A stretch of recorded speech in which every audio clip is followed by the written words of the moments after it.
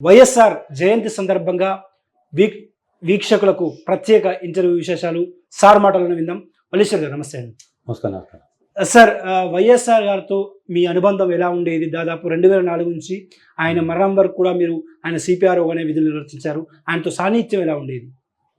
బాగుండేది. మీరు ఇందాక ఒక మాట చెప్పారు. నేను వారి సిపిఆర్ఓగా ఒక 1 ఇయర్ చేశాను. తర్వాత వారికి మీడియా అడ్వైజర్గా ఉంటూ ఆంధ్రప్రదేశ్ జర్నల్కి ఉన్నాను.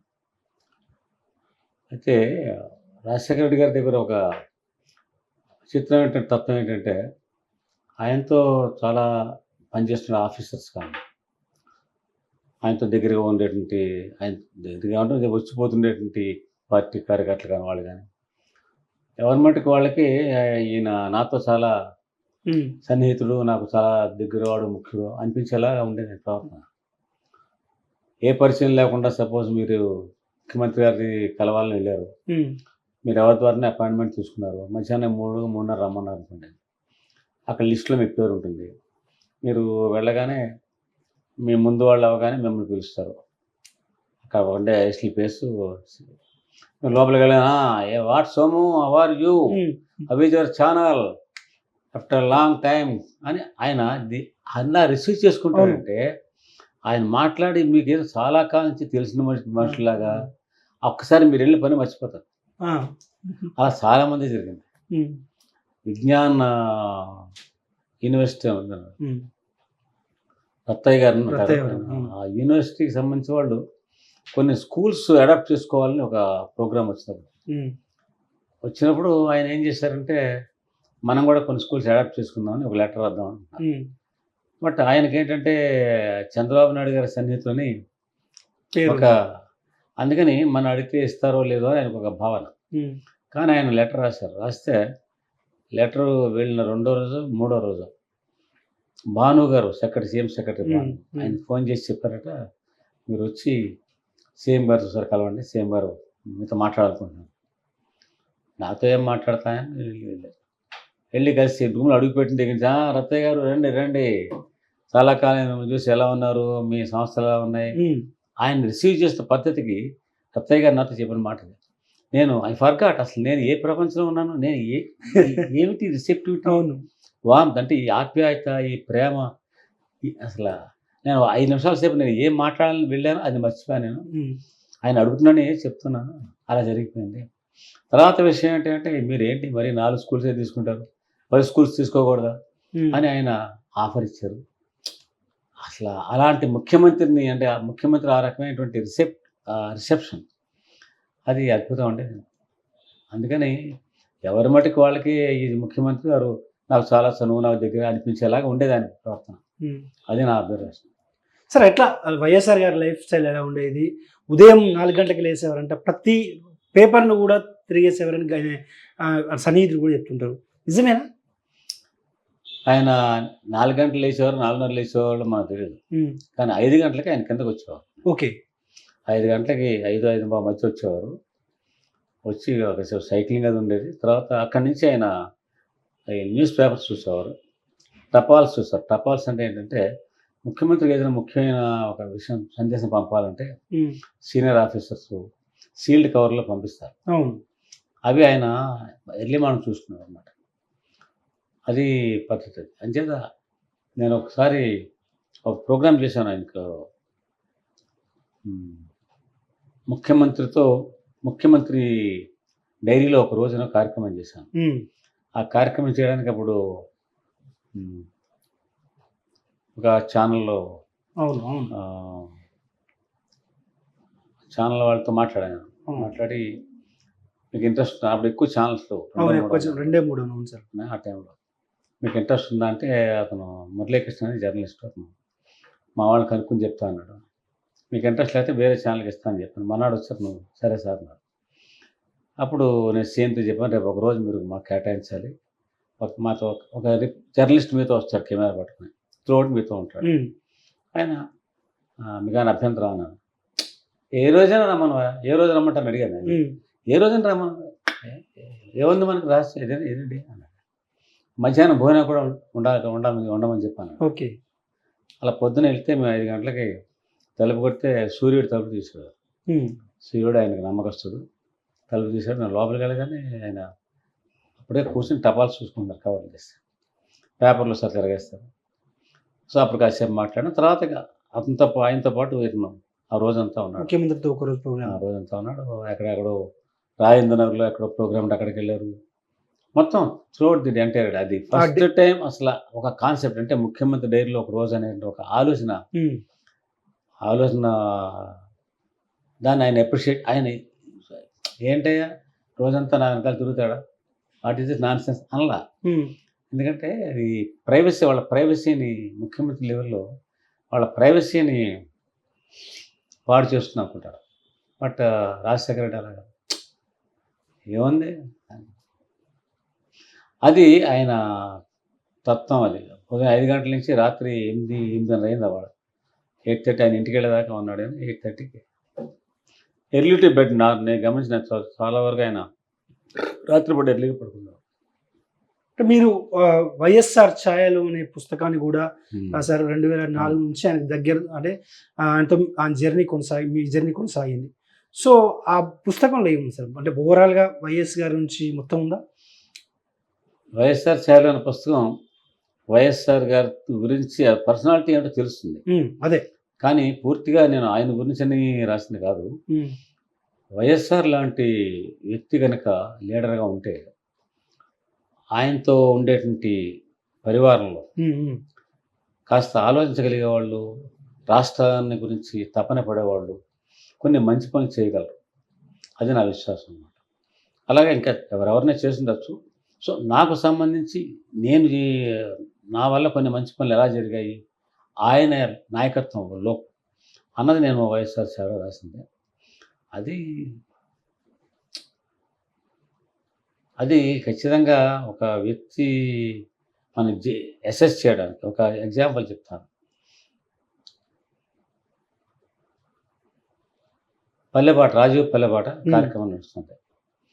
స్టార్ట్ అయ్యి 2 నెలలు అయింది. 2 నెలలు ఆయన ప్రతి ఆదివారం పల్లెబాటకు వెళ్తున్నారు గ్రామాల్లో. సో ఈ సెక్రటరీస్ అంతా ఏమనుకున్నారంటే సీఎం సెక్రటరీస్ ఈ ఆదివారం వెళ్తున్నాడు, మనం ఆదివారం వెళ్ళాలి, ఎవరో ఒకరు వెళ్ళాలి. అలాగే ఈ జిల్లాల్లో కలెక్టర్లు వాళ్ళు, ఆర్డీఓలు, ఎస్పీలు వాళ్ళు గోల పెట్టారు. ఏంటండి ఆదివారం వచ్చేస్తున్నాడు ఈయన ఇలాగా. సో ఆదివారం పాడైపోతుంది. అవును, ఒక సెక్షన్ అనుకుంటుంది యంత్రాంగంలో. వాళ్ళంతా ఏమనుకున్నారో ఏ లెవెల్లో ఆలోచించారో నాకు తెలియదు. మొత్తం మీద ఒకరోజు మా మార్నింగ్ బ్రీఫింగ్ 8 o'clock 8:30 ఆ టైంకి ఫస్ట్ సబ్జెక్ట్ ఇదే. సెక్రటరీస్ అందరూ ఉన్నారు. జనతూషన్ గారు ఉన్నాడు, సుబ్రహ్మణ్యం ఉన్నాడు, లావా అగర్వాల్ ఉన్నాడు, ఇంకా ప్రతాప్ అని ఆయన అప్పుడు జారాడు లేదు, మొత్తం ఒక 5-6 ఉన్నారు. అందరూ ఉండగా భాను గారు ఉన్నాడు. అందరూ ఉండగా వాళ్ళంతా సార్ ఒక చిన్న విషయం సార్, మీకు చాలా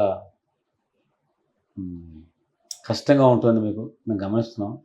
మీరు ఆదివారం పల్లెబాటు చేస్తున్నారు సార్, 6 రోజులు ఆఫీస్లో వర్క్ చేస్తారు, 6 days. చాలా కష్టపడుతున్నారు కదా, కష్టపడి ఆదివారం కూడా పల్లెబాటుకి వెళ్తుంటే మీరు చాలా టైర్ అయిపోతున్నారు, మీకు తెలియట్లేదు, మీ మొహంలో చాలా అలసట కనిపిస్తుంది సార్ సోమవారం నాటికి.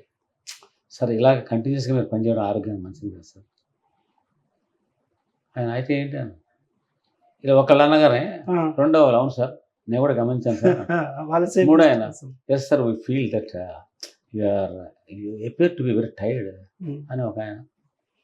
అయితే ఏంటన్నారు, మీరు ఆదివారం పల్లెపాటు వచ్చు సార్, మీరు శనివారం పెట్టుకోండి సార్ అన్నవాడు. ఆయన శనివారం పల్లెపాటు ఎందుకు పెట్టుకోవాలి, ఆదివారం ఏమయ్యా అన్నారంటే అందరూ నేను తప్ప నేను మాట్లాడాను, మిగతా వాళ్ళందరూ అక్కడ ఐఏఎస్లు అందరూ శనివారం పెట్టుకోండి సార్, ఎందుకంటే సో దట్ మీకు ఆదివారం రిలాక్స్ అవుతారు సార్, మీరు రెస్ట్ ఉంటుంది సార్, మీకు రెస్ట్ అవసరం సార్. ఆయన అంతా విని సరే నేను వీలెత్తాను. నేను మీటింగ్లో ఎప్పుడు నేను చెప్పదలుచుకుంటే ఇలా చేయొచ్చు. ఆయన నీ పాయింట్ అంటున్నారు, మీరు పల్లెబాట ఆదివారం చేయాలండి. ఓకే, ఎందుకు అన్నారు. వెంటనే పక్కన ప్రిన్సిపల్ సార్ జన చూస్తున్నారు, వాళ్ళు ఆల్రెడీ ఇట్ వాస్ డిసైడెడ్ అంటున్నారు ఆయన. నేను ఈయన వింటలేదు, because sir straight to the boss sir, నేను సార్ ఆదివారం చేస్తాను. ఎందుకు ఆదివారం? సార్ ఒక మాట చెప్తాను సార్. ఆదివారం నాడు గ్రామాల్లో ప్రజలు గ్రామాల్లో ఉంటారు. పట్టణాల్లో పనిచేసేవాళ్ళు గ్రామాల నుంచి ప్రతి టౌన్కి పక్క చుట్టుపక్కల గ్రామాల్లో అద్దె తక్కువ ఉంటారు, అవును, ఎగ్జాక్ట్లీ. వాళ్ళు పట్టణాల్లో పనిచేస్తారు, ఆదివారం నాడు ఇంటికి వచ్చేస్తారు. వాళ్ళు ఊళ్ళలో ఉంటారు. మీరు పల్లెబాటికి వెళ్తే ఆదివారం వాళ్ళు చూడగలుగుతారు, ఓకే, వాళ్ళు మీరు రాగలుగుతారు. మీరు వర్కింగ్ డేస్లో పెడితే ఆదివారం నాడు ఇంటి దగ్గర ఉండేవాడిని మీరు ఆదివారం వెళ్ళట్లా, వర్కింగ్ డేస్లో వెళ్తారు, వాళ్ళు సిటీస్లో ఉంటారు. అవును, ఇది ఏమైనా బాగుందా? ఒకటి. రెండోది ఏంటంటే అసలు మీకు ముందు పనిచేసిన ముఖ్యమంత్రి గారు రోజుకి 20 గంటలు పనిచేస్తారని ఒక ప్రచారం ఉండేది. సో నేను మా ముఖ్యమంత్రి 24 గంటలు పనిచేస్తారని చెప్పుకోలేను కదా. కానీ నేను ఒకటి చెప్పగలను సార్, మా ముఖ్యమంత్రి ఆదివారం కూడా పనిచేస్తారు. మీరు ఆదివారం పల్లెబాటికి వెళ్తే ఆదివారం కూడా పనిచేసే ఏకైక ముఖ్యమంత్రి అని మేము చెప్పుకోగలుగుతాం. అందుకని మీరు ఆదివారం పల్లెబాటు పెట్టుకుంటారు. మరి రెస్ట్, సీఎంకి రెస్ట్ ఏదయ్యా అని పక్క వాళ్ళు అన్నారు. అవును సార్ ఒక మాట సార్, రెస్ట్ కావాలంటే మీరు శనివారం హాఫ్ డే రండి, అవును, ఇంపార్టెంట్ ఫైల్స్ ఉంటే హాఫ్ డే రండి, 12 o'clock చూసేసి మీటింగ్ ముందు చూసి 1 గంటకి వెళ్ళిపోండి, రెస్ట్ తీసుకోండి. బట్ మీ పల్లెబాటు ఆదివారం మాత్రమే ఉంటే మా ముఖ్యమంత్రి ఆదివారం, భారతదేశంలో ఒకే ఒక ముఖ్యమంత్రి ఆదివారం కూడా పనిచేస్తారని నేను చెప్తాను. ఓకే. అంతేకాదు గ్రామాల్లో పట్టణాల్లో పనిచేసే వాళ్ళంతా కూడా, వాళ్ళు పట్టణాల్లో ఉన్నవాళ్ళు కూడా గ్రామాలకు వస్తారు, ఆదివారం సెలవు ఉంటాయి, వినడానికి చూడడానికి వస్తారు. మీరు పల్లెలుగా తిరుగుతారు, పట్టణాలు కాదు కదా సార్. Think about. ఓకే, పల్లెబాటు ఆదివారం అని ముఖ్యమంత్రి దేశం వెళ్ళిపోయారు. ఓకే, వీళ్ళందరూ నాకు ఒక కొరకొర చూస్తుంటారు కదా, నేను తలంచుకు బయటకు వెళ్ళిపోయాను. అవును సార్. నమ్మితే వైఎస్ఆర్ గారు ఎంత దూరమైన వెళ్తారు ఒక వ్యక్తిని నమ్మితే, అదేవిధంగా రాజకీయ ప్రత్యర్థులు వచ్చి సాయం కోరినా చేస్తాడన్న ఉంది. చేశారు, చాలా మంది చేశారు. నాకు తెలుసు ఒక ఆయన ఒక ఆర్ఎస్ఎస్ కొన్ని వాడే పరివారం లేదో కొన్ని క్షేత్రాలు పనిచేస్తున్నారు ఒక ఆయన చెప్పాడు నాకు. నేను ఉత్తర భారతదేశంలో అక్కడ పనిచేసి వచ్చాడు. ఆయన ఏమన్నా అంటే ఒక సీఎం రిలీఫ్ ఫండ్కి అప్లికేషన్ పెట్టాను, పెడితే దానికి 14 లక్షలు ఖర్చు అవుతుంది, ఇది రాదని చెప్పేశారు. బట్ నేను ఎవరో తెలుసుకుంటే ఒక నాయకుడి ద్వారా పంపిస్తే పంపించేప్పుడు చెప్పాను విషయం ఇది అని. సో ఈయన ఫలానా అని తెలిసి సీఎం ఆయన అయినా సరే సంకోచించుకుంటా రిపోర్ట్ మొత్తం చదివి, అరే ఇంత తీవ్రమైనటువంటి కష్టంలో ఉన్నాడా, తప్పకుండా చేద్దామయ్యా అని చేశారు. ఓకే, 14 లక్షలు. అలా చాలామంది చేశారు. రాజశేఖర రెడ్డి గారు ఆయన తత్వాన్ని మనం అసలు బై నేచర్ ఒక హ్యూమన్ టచ్ ఉంది. హ్యూమన్ టచ్ ఆయన వాళ్ళ కాన్స్టిట్యూన్సీ ఒక ముసలావాడు వచ్చింది, ఎలాగో సూర్యుడు ఏమన్నా పట్టును మాత్రం వచ్చుకోవచ్చు. ఇక రాజన్న నువ్వేదైనా చెయ్యి, నాకు కరెంట్ పీకేసినారు వాళ్ళు, కరెంట్ వాడు వచ్చి ఎట్లా నా కరెంట్ మళ్ళీ పెట్టియాలి నువ్వు. ఏంటి విషయం అంటే ఆమెకు చిన్న 2 ఎకరాలు 3 ఎకరాలు ఉందా, కరెంట్ బిల్లు కట్టలేదని వాళ్ళు ఫ్యూజ్ పీకేశారు. ఇప్పుడు కరెంట్ ఏమైనా ఫ్యూజ్ పెట్టించాలి నువ్వు, అంతే ఒకటే పాయింట్. ఈయన విషయం ఏంటి అసలు వివరాలు తీసుకుంటే ఆ బిల్లు కట్టల, 1 లక్ష 2 లక్షలు బాకీ పడిపోయింది, కట్టే శక్తి లేదు ఆమెకి. కానీ ఏమైనా సరే మన సీఎం ఉన్నాడు కదా, మనవాడు సీఎం కదా, అడిగేది ఏం పోయింది అని వచ్చేసింది. సూర్యుడు తీసుకెళ్ళి పెట్టి అడిగితే నువ్వు కరెంట్ కట్టకుండా ఎట్లాగానా అన్నాడు. నాకు తెలదు అదంతా, ఏది ఈ పాలకి నువ్వు చేసి పెట్టు నాకు, అలాగా ఒక్క తూరున చేయవా నాకు ఒక్క తూరున చేయవా అని అడిగింది. ఆయన సరే జనం చూసిన కానీ పిలిచి ఆయన పవర్ చూస్తున్నాడు, ఈమెకి ఎలా హెల్ప్ చేయగలవు అంటే, సార్ బిల్లు కట్టకుండా చేయను సార్, అదే కట్టించే మార్గం చూడండి, ఎవరన్నా కడతాను, ఎవరు కట్టకపోతే నేను కడతాను. బట్ ఆమెకి ఎందుకంటే నా చిన్నదాన్ని తెలుసు, నాకు ఈమె చాలా కష్టజీవి, ఆ కుటుంబం తెలుసు, నేను హెల్ప్ చేయాలి. ఆమె నా మీద ఎంతో ఆస్తి అక్కడి నుంచి వచ్చింది, చేయాలి అంతే. హ్యూమన్ టచ్, ఆమె బంధువు కాదు. అప్పుడు జనం చూసిన కదా తనకి ఏదో మార్గం ఆలోచించారు, వేరే ఒక చారిటీ ఇన్స్టిట్యూట్ హెల్ప్ చేశారు. ఇది రాజశేఖర రెడ్డిలో ఎంతమంది ముఖ్యమంత్రిగా ఆలోచిస్తారు, ఆ హ్యూమన్ టచ్. రాజశేఖర రెడ్డి గారికి అందం ఆ నవ్వు పంచకట్టు. సో ఎప్పుడు నవ్వుతూనే ఉంటారు. ఇన్నేళ్ళ మీ జర్నీలో అంటే ఆయనతోటి ఎప్పుడైనా ఆయన కోపం చూసారా సార్? చూశాను. కోపం వస్తుంది ఆయనకి. ఒక న్యూస్ పేపర్ ఒక తప్పుడు వార్త రాస్తుంది. ఓకే. దాని మీద వెంటనే పరువు నష్టం దావా వేయాలని నిర్ణయించాం. నిర్ణయించినప్పుడు ఒక అడ్వకేట్ చెప్పి పరువు నష్టం దావాకి నోటీస్ పంపించారు. ఆ నోటీస్ అడ్వకేట్ పంపించాడు. ఆ అడ్వకేట్ ఈ ఊళ్ళో లేడు, వేరే ఇంకో ఇప్పుడు విజయవాడ ఉంటాడు. పంపించారు. సరే ఒకరోజు మార్నింగ్ బ్రీఫింగ్లో సీఎం అడిగారు, వల్లేశ్వర్ ఏమైంది, ఆ నోటీస్ ఏమైంది, నోటీస్ ఇచ్చారండి అన్న. ఇచ్చారు, సరే ఇచ్చిన సంగతి అంతా తెలియాలి కదా. అది ఇంకా అడ్వకేట్ నాకు రాలేదండి అన్నాను. ఆయన కోపం వచ్చింది. ఓకే. ఎక్కడున్నాం వల్లేశ్వర్, ఏ యుగంలో ఉన్నాం? అడ్వకేట్ దగ్గర వచ్చేదాకా మనం పంపలా? Notice should be known to people, ప్రజలందరికీ తెలియాలి. రాజశేఖర రెడ్డి మీద నవాకులు చెవాకులు పేలిన వాడికి పరువు నష్టం దావా నోటీస్ వెళ్ళిందని తెలియాలి ప్రజలకి. You understand my point? Okay. First time ఆయన సీఎం అయిన 5 నెలలు 6 నెలలు నాకు, సారీ సార్ గెట్ మధ్యాహ్నం తెప్పించాను, సాయంత్రం రిలీజ్ చేశాను, నెక్స్ట్ డే పేపర్లో వచ్చింది. బట్ కోపం అంటే అది ఇప్పుడు ఏంటవుతుందంటే, ఒక వ్యవస్థలో కొత్తగా పనిచేస్తున్నాం, అంత కొత్తగా ఏర్పడిన ప్రభుత్వం మనకి అందరికీ ఉంటున్న ప్రాబ్లం. అది ప్రతి ఒక్కళ్ళు ఫేస్ చేయాలాగా. ఒక సెక్రటరీస్ ఎలా ఉంటారంటే, ఐఏఎస్లు అందరూ చుట్టూ ఉంటారు. మనం అంతా ఐఏఎస్లు అంతా ఒకటే అనుకుంటున్నాం. అవును. వాళ్ళు చాలా పర్సనాలిటీ క్లాష్లు ఉంటాయి. ఓకే. ఒకే చోట పనిచేస్తున్నప్పుడు అవును. ఎవరు ఎక్కువ సీఎంకి ఎవరు ఎక్కువ యాక్సెస్ ఉంది, ఎవరి దగ్గరగా ఉన్నారు, ఇవన్నీ ప్రతివాడు ఆలోచించి చూస్తుంటారు అన్నమాట. అందరిలోకి జూనియర్ ఒక ఆయన ఉండేవాడు, లవ్ అగర్వాల్ అని ఉండేవాడు. అవును. ఈ లవ్ అగర్వాల్ అందరిలోకి డిప్యూటీ సెక్రటరీ, జూనియర్. మీరు ఒకళ్ళు ప్రిన్సిపల్ సెక్రటరీ, ఇద్దరు ప్రిన్సిపల్ సెక్రటరీలు, ముగ్గురు ప్రిన్సిపల్ సెక్రటరీలు, ఒక సెక్రటరీ ప్రతాప్ అని ఒక ఆయన ఉన్నాడు, ప్రతాప్ IPS. సో ఈ లవ్ అగర్వాల్ చాలా కష్టపడేవాడు. కష్టపడి ఇన్స్టాక్స్ అని ఒకటి తయారు చేశాడు, డెవలప్ చేశాడు. అదేంటంటే కమ్యూనికేషన్. గవర్నమెంట్ ఆఫ్ ఇండియా నుంచి మనకి తుఫాన్లు వస్తున్నాయి, పెద్ద ఏదో వరదలు వస్తున్నాయి, సునామీ వస్తుంది, అటువన్నీ వెంటనే వచ్చేస్తుంటాయి కమ్యూనికేషన్స్. ఈ వచ్చిన కమ్యూనికేషన్ చీఫ్ సెక్రటరీకి వస్తుంది. వచ్చిన కమ్యూనికేషన్ సీఎం ఆఫీస్లో అందరి కన్సర్న్కి వెళ్ళాలి. కన్సర్న్ అంటే ఎవరెవరంటే చీఫ్ సెక్రటరీతో పాటు తర్వాత డీజీపీకి వెళ్తుంది, ప్లస్ సీఎం దగ్గర 5 సెక్రటరీస్, 5 ఎంతమంది వాళ్ళందరికీ వెళ్ళాలి, ప్రిన్సిపల్ సెక్రటరీ సహా. ఇలాగ అందరూ ఒకేసారి కమ్యూనికేషన్ ఇలాగా ఒక సిస్టమ్ డెవలప్ చేశాడు. క్లుప్తంగా చెప్తున్నాను, చాలా ఉందండి. ఈ ఇన్స్ట్రక్షన్ డెవలప్ చేసినప్పుడు అతను ఇంత చేశాడు, కానీ నాకేం తెలుసు, వ్యవస్థలో అందరికీ తెలుసుకుంటున్నాను అనుకుంటాను. అవును. ఒకరోజు సీఎం గారితో కలిసి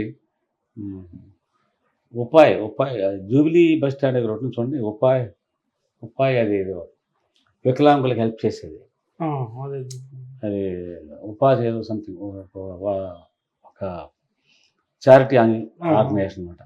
దాంట్లో ప్రోగ్రామ్ అంటే అక్కడికి వెళ్తున్నాను. వెళ్తుంటే సీఎం గారు చాలా జోవియల్గా ఉన్నారు. జయలక్ష్మి ఆర్ట్స్, మోహన్ టైలర్స్ అని అన్ని కనబడిన బోర్డులను చదువుతున్నాడు ఆయన పాటలాగా. సార్ మీరు సై సినిమా కాపీ కొడుతున్నారు సార్. అదేంట సై అని సినిమా అప్పుడు వచ్చింది. ఆ సినిమాలో హీరో ఎట్లనే కనబడిన బోర్డులన్నీ కలిసి పాట పాడేస్తాడు అంటే ఆయన నవ్వాడు. వాడి నా దగ్గర కాపీ కొట్టాడు అడ్వాన్స్గా అన్నాడు. ఇలా మాట్లాడుతున్నప్పుడు ఈ వెనకాల లవ్ అగర్వాల్ నేను వెనకాల కూర్చున్నాను అనమాట. ఇతని సబ్జెక్ట్ అది. నేను సార్ మీకు ఒక విషయం తెలుస్తాను, మీరు ల్యాప్టాప్ వాడట్లేదు, మీరు వాడండి సార్. మీరు ఊరికి ఇలా కూర్చుని కొడితే మీకు ఇవాళ ఏ కమ్యూనికేషన్ వచ్చింది గవర్నమెంట్ ఆఫ్ ఇండియా నుంచి, ప్రపంచం ఏం జరుగుతుంది, ఎక్కడ యుద్ధం జరుగుతుంది, ఏం జరుగుతుంది, వెంటనే మీకు సమాచారం మనకి ఏదైతే ప్రభుత్వానికి రావాల్సి ఉందో అది వచ్చిన సమాచారం డైరెక్ట్గా మీ ల్యాప్టాప్లో వచ్చేస్తుంది, మీరు చూడొచ్చు, మీ ఫోన్లో చూడొచ్చు అన్నాను. అది ఎలా కుదురుతా అన్నా. లేదండి, అది ఇన్స్ట్రాక్షన్ ఒకటి సిస్టమ్ డెవలప్ చేశాడు లవ్ అగర్వాల్. ఇది దీనివల్ల అది మీరు ల్యాప్టాప్ క్లిక్ చేయండి, లేదా మీ ఫోన్లో చూడండి వాట్సాప్లో. అప్పుడు ఇంకా వాట్సాప్ ఎంత పాపులర్ కాదు, బట్ ల్యాప్టాప్ చెప్తే ఆయన అవునా, ఏం లవ్ అగర్వాల్ అవును సార్, అవును సార్ మళ్ళీ చెప్తున్నాడు. అంటే నేను ఇలా వారు ఎక్స్ప్లెయిన్ చేశాడు. ఇది చేసే ఇది ఇలా ఇలా ఇలా ఇలా సార్. అరే నాకు ఎప్పుడు చెప్పలేదంటే నువ్వు అని. మీకు తెలుసు అనుకుంటున్నా sir. Okay. Is part of the CM team, but CM doesn't know. యాక్చువల్గా ఈ సంగతి ప్రిన్సిపల్ సెక్రటరీ తెలుస్తుంది సీఎం దగ్గర, అవును, సెక్రటరీస్ అందరికీ తెలుసు. బట్ ఎవరు ఒకళ్ళ గురించి ఇంకోళ్ళు ఎవరు జూనియర్ కదా అని చెప్పరు. చెప్పారు. అవును, ఎవరి గురించి ఎవరు ప్రత్యేకంగా చెప్పరు. ఏదో వాళ్ళకి ఏదైనా నిజంగా ఏదైనా ప్రత్యేక ప్రేమ ఉంటుంది తప్ప. అలాంటి సందర్భం. బట్ సీఎం వెంటనే లవ్ని మెచ్చుకున్నాడు ఆయన. తర్వాత మీటింగ్లో లవ్ ఒకసారి ఆయన చూపించారు, డెమాన్స్ట్రేషన్ ఇవ్వన్నాడు ఆయన. ఇది ఆయన తత్వం. ఇది ఏదో చెప్పే వదిలేయడం కాదు. బట్ సార్ సుదీర్ఘ మీ జర్నలిజం లైఫ్ కావచ్చు, ఇటు ప్రభుత్వంలో 2004 నుంచి వైఎస్ఆర్ ప్రభుత్వంలో కావచ్చు, అటు చంద్రబాబును చూశారు, ఇటు దట్ సేమ్ టైం వైఎస్ఆర్ గారిని చూశారు. సో వాళ్ళిద్దరి కంపారిజన్ చేస్తే ఎట్లా ఉంటుంది? ఒక వాక్యంలో చెప్పనా, చంద్రబాబు నాయుడు గారు is a very good administrator. Okay, మంచి అడ్మినిస్ట్రేటర్. అంటే ఆయనకి అడ్వాన్స్ ప్లానింగ్ ఉండి who is who, what is what, ఎవరు ఎక్కడ పని చేస్తున్నారు, ఎలా పని చేస్తున్నారు, రేపటికి ఏం ప్లాన్ చేయాలి, ఎల్లుంటికి ఏం ప్లాన్ చేయాలి, ఇవన్నీ బాగా ప్లాన్ చేస్తాడు. అండ్ అడ్మినిస్ట్రేటివ్ గ్రిప్ పెట్టుకుంటాడు ఆయన. రాజశేఖర రెడ్డి గారు mass leader. Okay, Rajasekhara Reddy he loves people and he makes people love him. Okay, 5 సంవత్సరాల పవర్లో ఉంటే ఎవరన్నా ఒక ఇంగ్లీష్లో సామెత ఉంది, ఒకని అన్పాపులర్ చేయాలంటే పవర్లో కూర్చోబెట్టు, ఆ పవర్ పెరేడ్ అయిపోయి అన్పాపులర్ అయిపోతాడని. ఈయన 5 సంవత్సరాలతో పాపులర్ అయ్యాడు. 2008లో బై ఎలక్షన్స్ జరిగాయి హైదరాబాద్లో. ఎందుకని ఈ టీఆర్ఎస్ ఎమ్మెల్యేలు వాళ్ళని రాజీనామా చేయించారు, కేసీఆర్ గారు 24 మంది అంత రాజీనామా చేయించారు. చేయించి నా సత్తా చూసుకోనట్టుగా డబీమని కింద పడ్డాడు. ఏమైంది అందులో, వీళ్ళ తెలుగుదేశం 4-5, వీళ్ళు 4-5 పట్టుకుపోయారు కాంగ్రెస్. దాంతో కేసీఆర్ గారు ఏం చేశాడు అప్పుడు తెలుసు, నాకు జ్ఞాపకం ఉన్నా మీరు, పార్టీ అధ్యక్ష పదవి రాజీనామా చేసి ఫామ్ హౌస్కి వెళ్ళిపోయాడు. బయటికి రాలే 4 రోజుల పాటు ఆయన. ఎగ్జాక్ట్లీ. అది రాజశేఖర రెడ్డి ఒక పొలిటికల్ లీడర్ అంటే ఆయనకున్నటువంటి మాస్ అపీల్ అలాంటిది, ఆయనకున్నటువంటి లీడర్షిప్ క్వాలిటీస్ అలాంటివి. సార్ ఎన్టీఆర్ ప్రభుత్వంలోనే మిమ్మల్ని ఆయన దగ్గర సిపిఆర్ఓగా జాయిన్ అవ్వమని చంద్రబాబు అన్నట్లు కూడా మీరు కొన్ని ఇంటర్వ్యూలో చెప్పారు. ఎందుకు మీరు వెళ్ళలేని పరిస్థితి? అప్పుడు నేను తిరుపతిలో రిపోర్ట్గా ఉన్నాను. అప్పుడు ఓకే, ఐ వాజ్ 32, 33 అప్పుడు. హైదరాబాద్లో ఇప్పుడు పనిచేయలేదు నేను. హైదరాబాద్ వచ్చి సీఎం దగ్గర పనిచేయడం అంటే అప్పుడు నాకు నా వృత్తి మీద నాకు ప్రేమ. జర్నలిజం అనేది నాకు హై స్కూల్ రోజుల నుంచి ఉన్న ఒక తపన, ఒక ఆరాటం, ఒక కోరిక. అందుకని నా ప్రేమ ఆ వృత్తి. ఇది నేను ఇప్పుడు వెళ్తే 5 ఏళ్ళు ఉంటాం, 5 ఏళ్ళ తర్వాత ఎన్టీ రామారావు సీఎం పదవి అయిపోతుంది. తర్వాత ఏం చేయాలి మనం? అప్పుడు అయిపోయాక ఆయన సీఎంకి మళ్ళీ సీఎం అవ్వకపోతే మన ఉద్యోగం పోతుంది. అప్పుడు మళ్ళీ రామోజీ గారు నాకు ఉద్యోగం. నాకు ఈనాడు, అందులో నా వృత్తి ఇష్టం. ఈనాడు అంటే చాలా ఇష్టం. Okay, I love Eenadu. Because Eenadu నాకు అనేక అవకాశాలు ఇచ్చింది ప్రొఫెషనల్గా ఎదగడానికి. నాకే కాదు, చాలామంది జర్నలిస్టులు ఎవరైతే నిజంగా ప్రొఫెషనల్గా ఆలోచించారో వాళ్ళందరికీ ఈనాడులో అద్భుతమైన అవకాశాలు లభించాయి to grow as a professional. అందుకని నాకు ఇది పనికిరాని చెప్పేసాను. ఆయన కార్యక్రమం నేను ఉన్నా అంతా మన వాళ్ళు ఉన్నారు ఇక్కడ వచ్చేసే అన్నాడు. లేదండి నాకు వదిలేసాను ఆయన చాలా పట్టుపట్టాడు. అంటే మేబీ ఆయన యాక్చువల్లీ ఆయనకే నాకు చాలా గొడవ తిరుపతిలో పనిచేసేవాళ్ళు. బట్ స్టిల్ ఆయన నేను డెలివరీ కూర్చొని అనుకున్నాడు. ఎలా అనుకున్నాడో నాకు తెలియదు. ఆయన జయచంద్ర నాయుడు అని ఆయనకి రైట్ హ్యాండ్, అక్కడ సచివాడి ఆయన వచ్చి రోజు అడిగేవాడు. ఒక వారం రోజుల పాటు తర్వాత చెప్పేశాను, నాకు ఇంట్రెస్ట్, నాకు కెరీర్ కావాలి. అందువల్ల నేను వెళ్ళకపోవడం నాకు మంచిది. తిరుపతిలో వైజాగ్లో పనిచేసాను, ఢిల్లీ వెళ్ళాను. సో ఎక్స్పోజర్ వేరుగా ఉండేది. ప్రొఫెషనల్లీ నేను ప్రయోజనం పొందాను, లాభపడ్డాను. మరి వైఎస్ఆర్ గారి ప్రభుత్వంలో ఎట్లా వెళ్ళాల్సి వచ్చింది? అప్పటికి I was 54 at that. Okay, age 32కి 54కి చాలా డిఫరెన్స్ ఉంటుంది. అది రెండోది ఆయన పిలిచినప్పుడు ఏంటంటే ఢిల్లీలో నేను 5 ఏళ్ళు పనిచేశాను. ఢిల్లీలో ఆయన ఎంపీగా ఉన్నారు. నేను ఢిల్లీ వెళ్ళిన కొత్తలో నాకు హైదరాబాద్లో పనిచేయకుండా వైజాగ్ నుంచి డైరెక్ట్గా ఢిల్లీ వెళ్ళాను. అందుకని నాకు ఈ నాయకులతో పరిచయాలు కావాలి అనుకున్నాను. చాలామంది జర్నలిస్టులు అంటే నాయకులతో పరిచయాలు, సాయంత్రం పూట వాళ్ళతో గడిపితే బాగా నా తత్వంగా సరిపడతాను. అందుకని నేను ఎలాగ పరిచయాలు పెంచుకోవాలని నేను మా ఇంటికి బ్రేక్ఫాస్ట్కి పిలిచేవాడిని. బ్రేక్ఫాస్ట్ లంచ్ అలాగా రాజశేఖర్ గారిని పిలిచాను, వెంకయ్యనాయుడు గారిని పిలిచాను, ఆయన సుధాకర్ ఉండేవాడు communist party CPI leader, Sudhakar MP, ఆయన పిలిచాను, అన్ని పార్టీలు. అలాగా నేను వెళ్ళగానే పార్లమెంట్ కనిపించిన రాజశేఖర్ గారు మా ఇంటికి బ్రేక్ఫాస్ట్ రాకూడదు రేపు మీరంటే వచ్చేస్తాను అలా వచ్చారు. ఆయన భార్య కేపీ రామచంద్ర ముగ్గురు వచ్చారు. ఒక గంట సేపు ఇంట్లో గడిపారు. అప్పటి నుంచి ఆయన క్లోజ్గా అబ్జర్వ్ చేశాడు. ఆయన ఎలా ఉంటుందంటే పాలిటిక్స్లో అనేక రకాల స్ట్రాటజీస్ అడాప్ట్ చేయాలి leader. So politics are different. కానీ నా లెఫ్టినెంట్స్ నమ్మదగిన వాళ్ళే ఉండాలని కోరుకుంటాడు ప్రతి నాయకుడు. సార్, పాదయాత్ర మొదలు ప్రతి ప్రోగ్రాం సేవల నుంచి మొదలుపెట్టేటువంటి వైఎస్ఆర్ గారు ఇది రచ్చబండ కార్యక్రమాన్ని కర్నూలులో ఎంచుకోవడం కారణం ఏంటంటే ఒక స్పెసిఫిక్ రీజన్ ఏమైనా? నాకు తెలియదు, నాకు ఐడియా లేదు. ఓకే సార్, నాకు గుర్తులేదు, నాకు ఐడియా లేదు ఎందుకంటే రచ్చబండ అక్కడ సెలెక్ట్ చేస్తున్నాను, గుర్తులేదు సెలెక్ట్ చేస్తున్నాను. లాస్ట్ టైం వైఎస్ఆర్ గారికి చివరిగా మీకుతో మాట్లాడిన మాటలు ఏంటి? ఆయన రేపు ఉదయం రచ్చబండకి వెళ్తున్నారనగా ముందు సాయంత్రం సెక్రటరీకి వెళ్ళాను.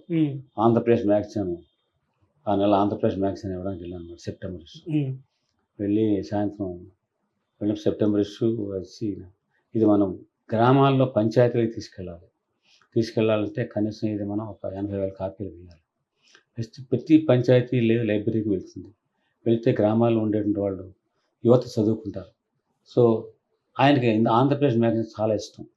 ఇష్టం అని నాకు ఎలా తెలిసిందంటే మీటింగ్లో పార్టిసిపేట్ చేసిన ఆఫీసర్స్ నాకు ఫోన్ చేసేవాళ్ళు, ఏమంటే మీ మ్యాగజైన్లో ఇది వేసారట సీఎం గారు, నేను మీటింగ్లో చెప్పారు, కాపీ పంపిస్తారు. అది అప్పుడు చూడని వాడు కూడా చూసేవాడు. అట్లా నాకు 4-5 అనుభవాలు అయినాయి.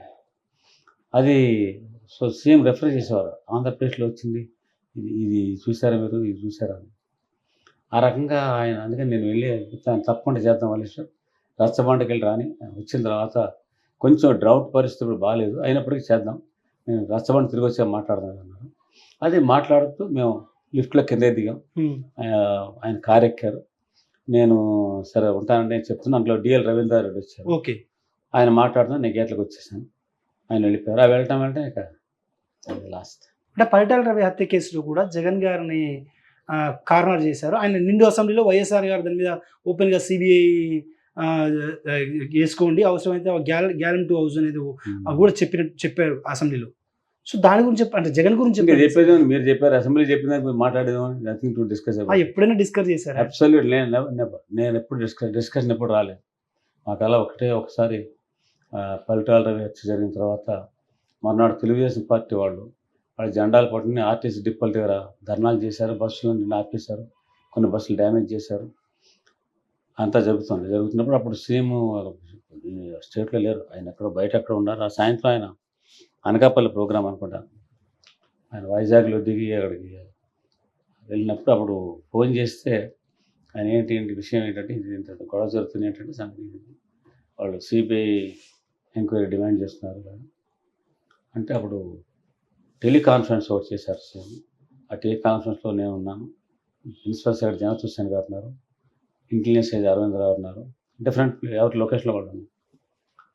అప్పుడు సీఎం అభిప్రాయం పడితే వాళ్ళ ఒపీనియన్ వాళ్ళు ఇచ్చారు.